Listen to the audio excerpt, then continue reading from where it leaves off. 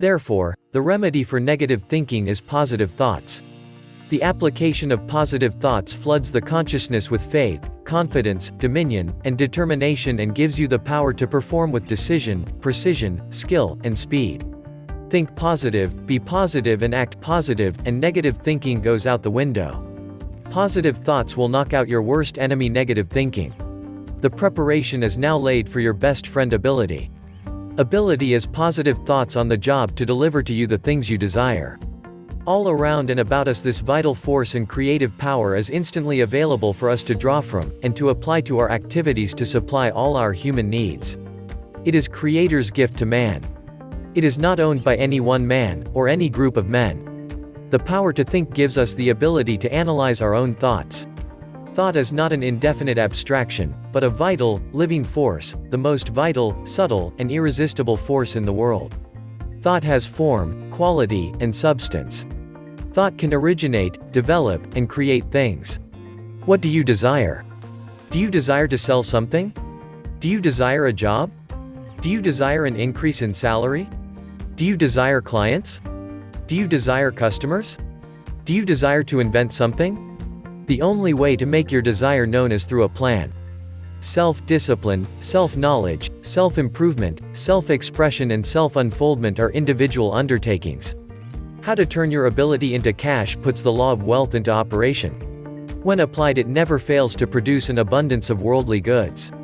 Ideas and suggestions first. Realize that everything you can think of exists now, otherwise you could not think about it. There is no lack of anything, and there should be no envy or jealousy between men. There is enough of everything for everyone that lives.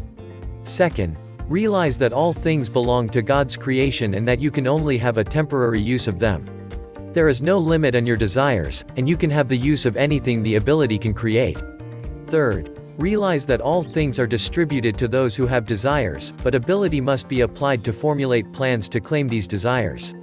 4. Relax, meditate and be positive when you visualize your desire. 5. Be mindful that your ideas are infinite. The ways to manifest them are as numerous as the stars of the heaven. Choose your selection. 6. Engender a feeling of kindness into your desire. It sends out vibrations of love that are the source of attraction. 7. Thank your higher power for the abundance that is now yours. Repeat daily. 8. Remember, an idea based on good, backed by a sincere desire and held to by faith, never fails to materialize. Decide now to be the master of your affairs, the director of your ability, the conductor of positive thoughts, the doer of good and the captain of your activities. Hold fast to these tenets with dogged determination, unflinching courage and unfaltering faith. The Creator gave this dominion to man through mind and the conscious ability to form ideas. The capacity to form ideas gave man the ability to reason. The activity of reason gave man the power to control. Through control, man became the master. Since he is the master and has this control, he should exercise his intelligence to establish dominion over himself, and not act as an accident in the world. One person, through their imagination and acquired knowledge, explores the physical laws, and harnesses these laws and puts them in service for his comfort and convenience. With our vast to understand, we fail to turn the spotlight on ourselves. We gets acquainted with everything but ourselves.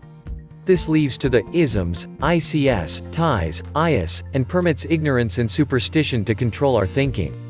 Once man applies the same knowledge and science to himself that he applies to physical things, human misery and poverty will be a thing of the past. In the so-called busy world, the tendency is to lose sight of the individual person. Most of us are thing-minded and lose sight in the thing. Everything that man creates has its origin in mind. It is an invisible idea before it is a tangible thing. It is a thought, then a product. Man is the joint heir to a consciousness that is common to all men. This consciousness is infinite, ideas are inexhaustible, and the ability to harness the two is only limited by its own estimation. What is ability? Ability is the capacity to act, the quality or state of being able. It is the power to perform physical, moral, intellectual, or legal. The ability of the average man may be compared to an iceberg. About 9/10 of it is underwater. Professor William James, the eminent and renowned psychologist, estimated that the average man uses only 10% of his real ability, while the other 90% is latent. Latent ability is potential power and can be released by the proper encouragement and the proper treatment. The might and power of ability feeds on its own achievement. A superior service is rendered, and a larger income is earned. Ability cannot be developed all at once. It is like building a house. One brick must be laid at a time. Most people want to begin with the house instead of with the bricks. Things are not built as a whole, but in parts, and each part must be built. The same principle applies to ability. You must build a little each day. Suppose that you develop 3 sentences each day on the improvement of yourself, a profession, craft, or business. At the end of 1 year, you will have a total of 1100 sentences, and at the end of 4 years enough material for a book. This can be accomplished in 15 minutes each day. A little built each day is amazing in its results. The ability of man is versatile. 1 year his ability expressed in labor and art is transforming material into implements of destruction. The next year using the same kind of material, and the same ability with a change of method, he is transforming material into implements of comfort. Either of these performances requires an application of ability. Application turns the ability toward the transformation of some material into a useful service, or to illustrate some idea in the form of a plan.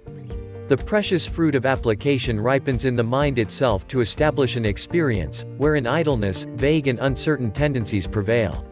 The ability enlightens and enlarges itself through its own application.